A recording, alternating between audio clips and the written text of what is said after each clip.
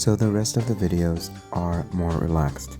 I just wanted to show you guys home life, and this is having lunch with Hara's family, her brothers. I met up with a famous violin player. He's in the National Orchestra, and we talked a lot about Japan. Also, just more and more food, delicious traditional food. Here we're having breakfast before we went to the old city. And yeah, I did want to show you the old city of Al-Ahsa. So it's quite beautiful, but it's half in ruins. The buildings are mostly made of mud bricks, so no matter how much you strengthen the mud bricks, they won't stand up forever. So there's a movement now to preserve the historically significant buildings, but also to tear down the ones that can be dangerous, which is a bit sad, but it's also part of progress. You can see a lot of these mud brick buildings are melting. Then they do. They are supported by palm tree pylons, but otherwise they are unsupported, so they tend to sag and fall. Anyways, it looks beautiful, and if you look through the keyholes, literally, which I will show you in a second, you can see what's going on inside, which is mostly ruins. So most people have moved out of this area, although there are some people still living here. And here, obviously nobody's living, but someone could. This part of the country is in the eastern part of the country, if I hadn't already mentioned that, and it's extremely oil rich, but traditionally it was a farming area, and it's over one of the world's largest oases. Actually, it's the world's largest oasis. Just wanted to show you this interesting Chinese plate, which is right here in Al-Ahsa, Saudi Arabia. This door leads to a mosque, and it's for the imam to go through. Here we have a building that's half torn down, but I did feel it was quite beautiful. What I wanted you to focus on here is the light. If you look, you can actually see the light from the window reflected on the wall, which is quite nice. Here, of course, we have one of my best friends, Hara, and her husband helping her try on traditional Bedouin hijab, made of gold. Not real gold this time, but you'll see real gold soon. We have the flag of the kingdom, and here's the real gold. So this is the actual gold market, and everything is real, and everything is really out of price range for me or my friends, to be honest. Some of these pieces are worth upwards of 100,000 US dollars. Some of them are much less. Obviously these chest pieces are worth over 100,000 US dollars. All of this gold is real, and there's not a lot of security because Saudi Arabia is an extremely safe country. You'll see that the name of the store is Hara,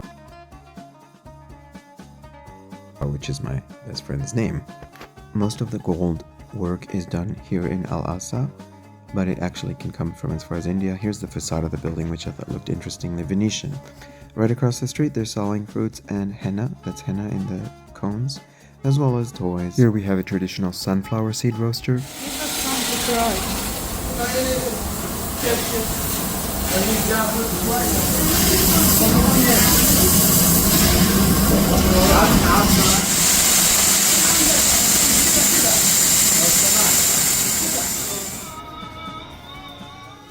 Thought it was funny to see a Chinese lantern with Arabic written on it. It is technically going to be for Ramadan, which is coming up. Crescent moon being a sign of Ramadan. Yalla Jeremy!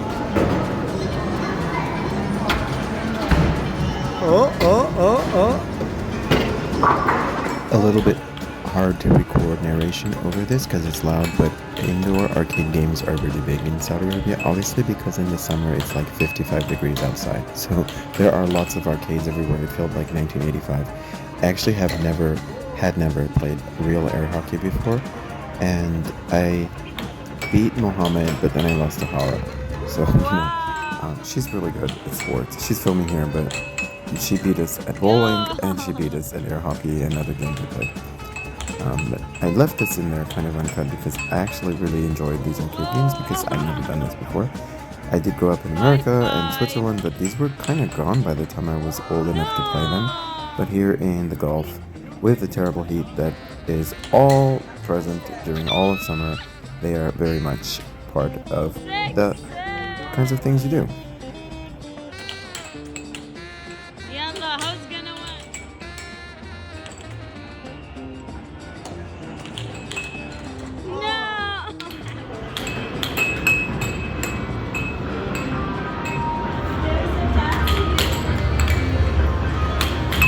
For Jeremy!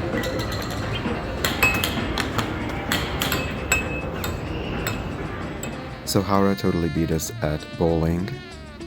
But that's the way life goes. Anyways, you can wipe your feet on this British flag, some nice clothing in the street, as well as niqab, different kinds. Just because you have to cover your face doesn't mean you can't choose how to cover it. I should be more precise and say that actually the niqab or the hijab, neither is now mandatory by law, just by culture. So people sometimes don't wear them. Here we have an oud market. This whole neighborhood sells oud, which is more expensive by weight than gold on average. It is used as incense. Speaking of smoke, look, check out these shisha pipes, much more interesting than the ones we have in Switzerland. Unlike many Saudis, my friends have a lot of pets. So you saw their dogs, here's their fish.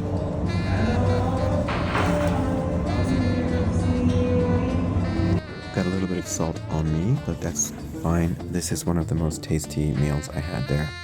Slow cooked lamb, cooked 24 hours with lots of sauce. It is fast food, it's not exactly healthy, but it's amazingly delicious.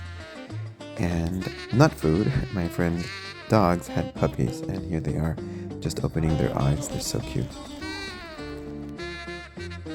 So we went to the desert, and then we went to the beach.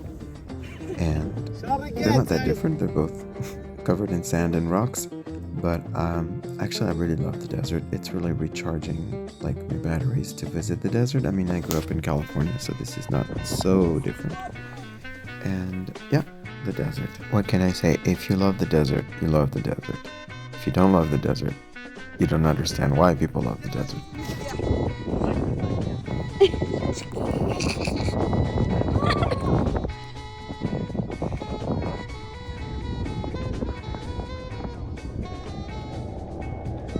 Don't, wallah. So here I am with Howrah's brothers and Muhammad. We were in the desert, and Howrah was there too.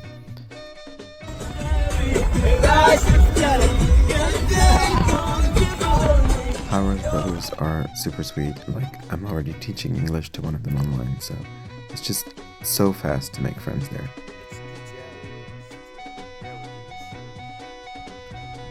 So, this is the Gulf of Arabia, or the Persian Gulf, or just the Gulf.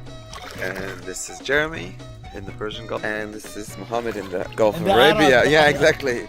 No, one part is it now, I just say the Gulf. Or maybe Trump calls it now the Gulf of America. Oh,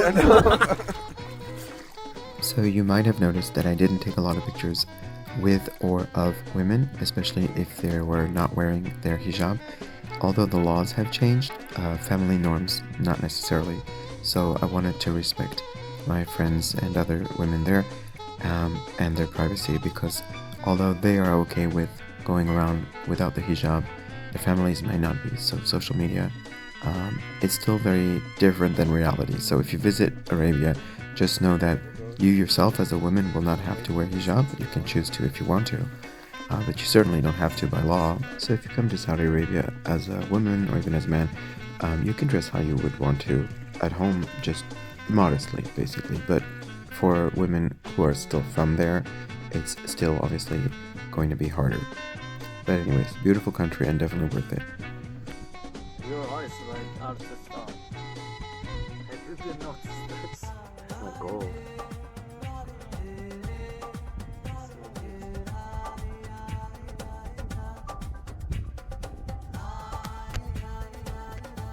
So we were at the beach, and the sun goes down really, really early because the time zone is completely off.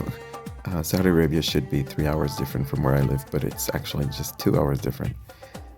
Anyways, gorgeous sunset, smoking shisha on the beach, drinking coffee, lots of food, and really good times. Much more relaxing than anything exciting that I did in the first few days, which I appreciated, but I actually really like the calm and quiet night. Howrah and Muhammad have a second car, and it's an old American classic, trying to get it renewed. So last night of Saudi Arabia, we went to dinner, and there was a kind of cheesy show, but you know.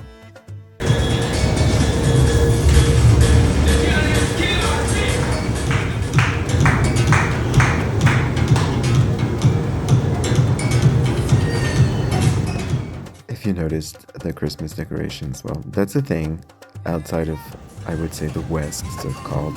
having Christmas decorations up all winter. And to me, it's like a big nostalgic memory of growing up in California in an Asian neighborhood where Christmas decorations were there pretty much until March.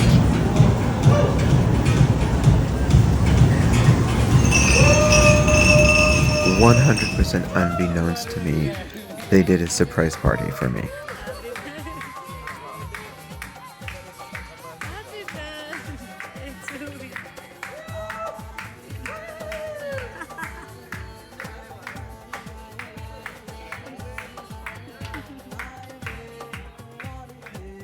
I was 200% surprised and about 50% embarrassed, but it was so fun. I mean, I was just so surprised. I was not ready. I guess that's a better way to put it.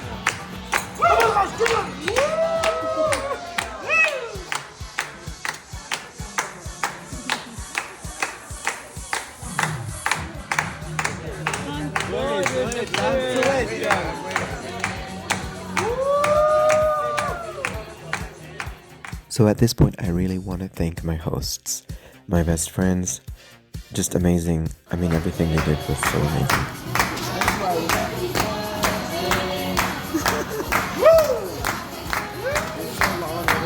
Yeah, you have to hold it, huh?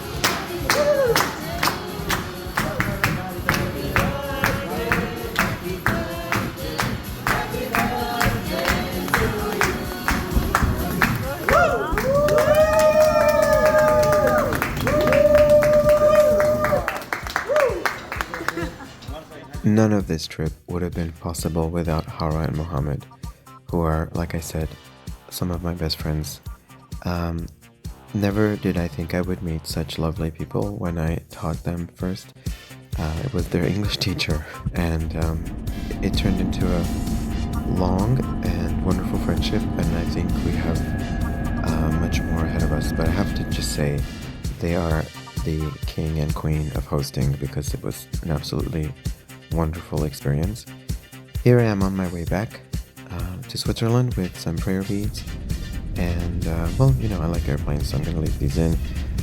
Yeah, again, thank you to Hara and Mohammed, and thank you to the people of Saudi Arabia, who were just incredibly generous people.